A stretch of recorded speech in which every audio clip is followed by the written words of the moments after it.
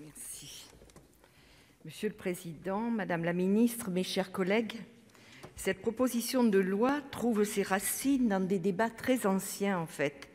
Ainsi, Aristote déplorait que ce qui est commun à tous fait l'objet de moins de soins, car les hommes s'intéressent davantage à ce qui est à eux qu'à ce qu'ils possèdent en commun avec leurs semblables.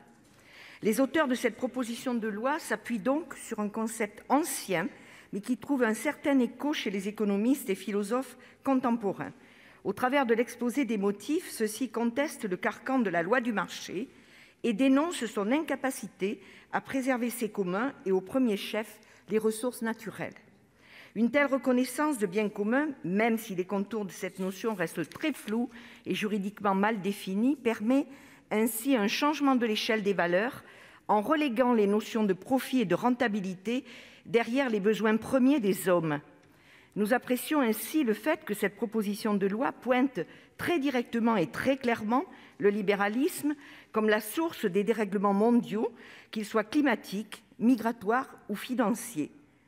Mais, je vous l'ai dit, mes chers collègues, pour notre part, nous ne le découvrons pas.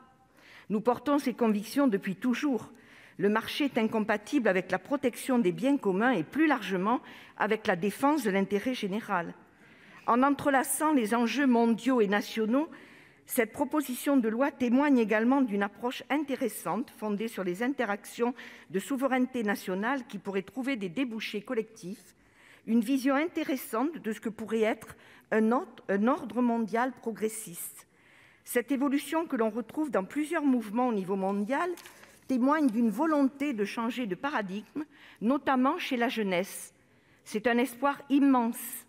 Derrière cette remise en cause globale permettant l'affirmation d'une souveraineté réinventée autour d'un humanisme nouveau, il y a, chez les auteurs de cette proposition de loi, une volonté plus pragmatique.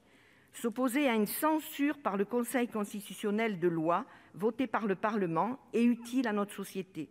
L'opérationnalité de cette proposition de loi se résume à cela: encadrer les décisions du Conseil constitutionnel. Nous y sommes favorables, tout en y trouvant des limites.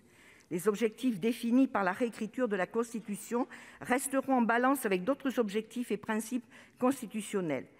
Le libre arbitre du Conseil constitutionnel pour concilier différents principes de même valeur restera ainsi plein et entier, ce qui pose au fond la question de la légitimité de cette instance, mais ceci est un autre débat.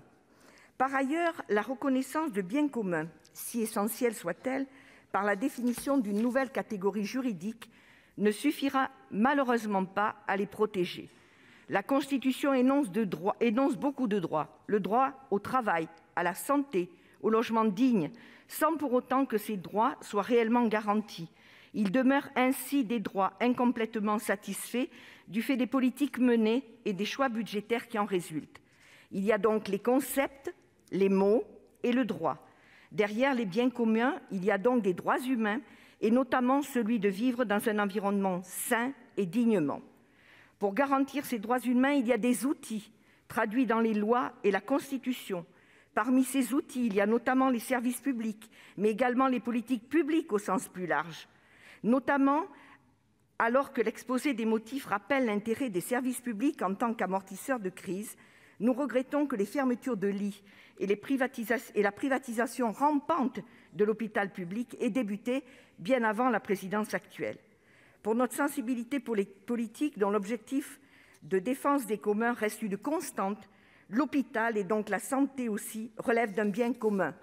L'affirmation de ce droit implique alors des engagements politiques comme le retour d'une souveraineté industrielle, ce que nous avons proposé hier au travers de notre proposition de loi sur la création d'un pôle public du médicament, sans succès, je vous le rappelle. Les concepts ont donc besoin de s'ancrer dans les politiques. La protection des biens communs va donc pour nous au-delà des principes de cette proposition de loi. Il s'agit tout simplement de la protection de l'intérêt général dont font partie les ressources naturelles, mais également les services publics et les biens publics, l'énergie, l'eau, les transports, l'hôpital. Il s'agit d'autant d'outils de garantie des droits de nos concitoyens: se loger, se soigner, s'éduquer. La protection des biens communs, telle que le propose cette proposition de loi, nous semble donc nécessaire, mais insuffisante. En conclusion, et avec un vote positif, nous aimerions allier la reconnaissance des biens communs à celle des droits garantis par la Constitution et à des outils opérationnels sous le contrôle démocratique de nos concitoyens. Voilà la direction et les valeurs que nous défendons, chers collègues. Merci.